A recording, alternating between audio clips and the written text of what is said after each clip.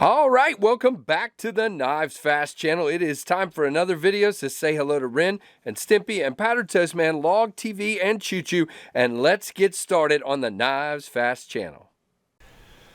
All right, folks, we've got another fixed blade to check out on the KnivesFAST channel. Definitely like, comment, subscribe, hit that notification bell. Stick around and go check me out on Instagram at KnivesFAST. Guys, this is the Bark River Knives Gunny Sidekick. This is loaned to me by my buddy Jeremy FrkShwEDC. He was my help at Blade Show. He's been my QC help. Him and his lovely wife Chrissy and our buddy Todd as well, Gorilla. Jeremy brought this up when he came to QC some jet streams, and we have been checking it out. I am very impressed. So let's get it out of this sheath. This is a leather sheath. It is a dangler. I would probably look to get a Kydex made for this knife if I was going to carry it. You know what? I should have cleaned this up. Hold on. We're going to clean it while we're talking. I've been cutting with it quite a bit, but I hadn't realized I hadn't cleaned it up. I've been doing quite a bit of cardboard cutting, and you guys know you can end up with quite a bit of goo on the blade there, so we will clean it. There we go. And so this thing is beautiful. I don't have a huge problem with the sheath. It goes in there well. It's not coming out easily. It does move around a little bit, and but not a big deal and at all. It's just, preference thing, if you will.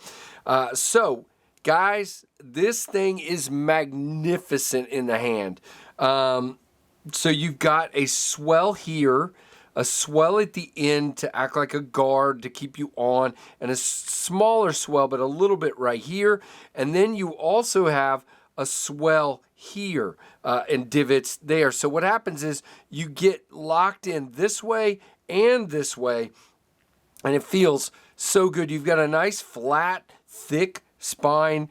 Does feel to be 90 degrees, so you could do some fire starting. You do have a lanyard hole here. This is black canvas, micarta, I believe, and you have silver pins and a silver tube as well. Man, I'm not kidding, guys, and you're not pulling this out of somebody's hand if they're using it, and it's great. You do have a very nice sharpening choil. You have a full flat grind here, a full convex grind here, and then you've got a swedge here. So really, it's full all the way.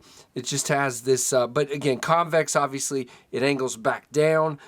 Really, really cool. This is in Magnacut, Bark River Knives. There you go, from Michigan.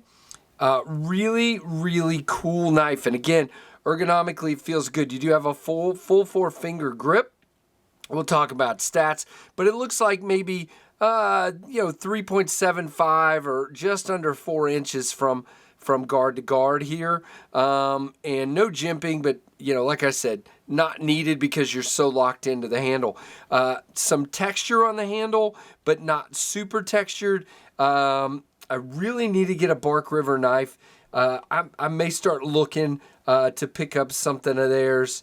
I don't know if it'll be this one or not. I might look for an EDC size one first, and then maybe back into something like this that I would use. Now, I know Jeremy has been using this to work with and cut, and so that's what we're going to do a little bit of cutting here. Not a lot. It's not my knife.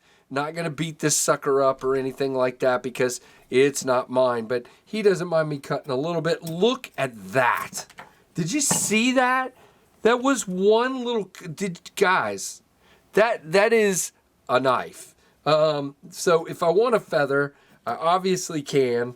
I just got to control the knife. But look, holy crap. Guys, I got to show you this in just a second. Man, this thing is an absolute beast. Look how deep those feather cuts are going. I don't have to go that deep, but I can. I just started, you can see up here, I started shallow, and then I went down to this and got really deep up in there. How are we doing with focus? It's not bad. Let me try to control it a little bit more and stay on the outside here and not dig down. You can see, yeah, we're definitely feather sticking like crazy with this. This would give you you know, anything you want to do, including throw all your feathers in the floor, anything you want to do, you can do it with this knife in the outdoors. I mean, look at that. And I'm sure I'm not going to chop with the guy's knife, but I'm sure this sucker would chop. It would probably baton. Again, not doing that with his knife. He's probably, whoops, sorry, I dropped something down here. He's probably very thankful that I'm saying I'm not doing that. And that is good. So let's do some rope cutting. First, we're going to do it just like this, and we're just going to, all I'm going to do is sort of pull, I mean, yeah, effortless.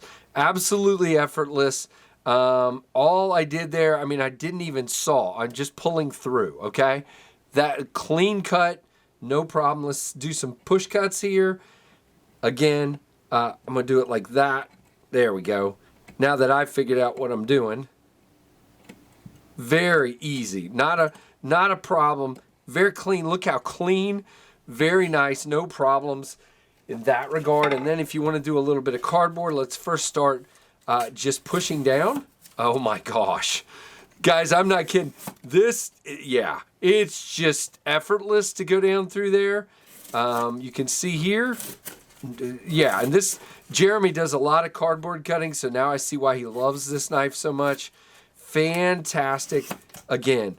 And then it does have a tip. It's a high tip, but I bet you, yep, I was going to say, not a problem. Now I am holding that funny, by the way, trying to get that tip down there. But you can see it's fine. It does good. The tip is not meant to be that, but man, just this right here is just crazy. That is a great edge on that knife. Now, he's already used this quite a bit, and I don't think he's put a Jeremy edge on this yet. This is Bark River's edge, and it is very sharp. That convex is just, I mean, that is awesome. I have to get a Bark River knife. I don't know if it'll be this one, but it'll be one of their knives.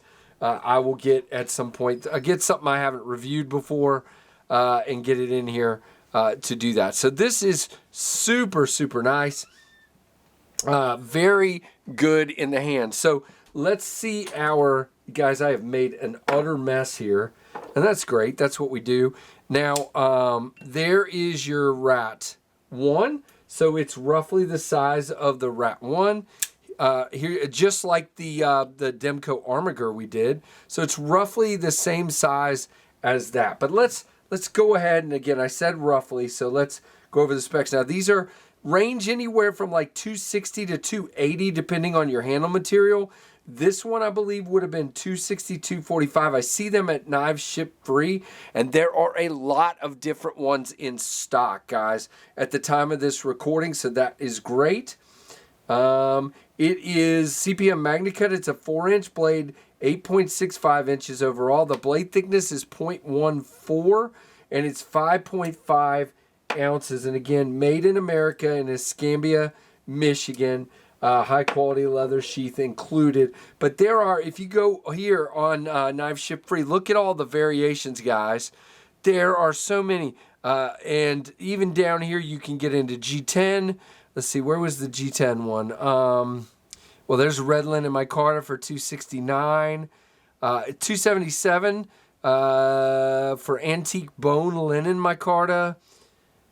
I mean, there's all kinds of options. Here's some wood walnut for $284, and I'm only on page 1 of 4 options, and so they have a ton of these in stock. So definitely check them out.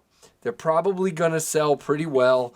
So check them out. This is, again, from my buddy Jeremy FrkShwEDC. This is the Bark River. Oh, come on, sit there. You don't want to, do you?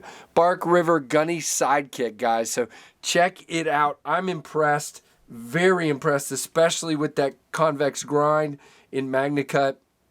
Yep, very nice. So, guys, give me a comment, a thumbs up, like, comment, subscribe, notification bell, and thank you so much for Jeremy loaning this to me, and thank you guys for watching the KnivesFAST channel.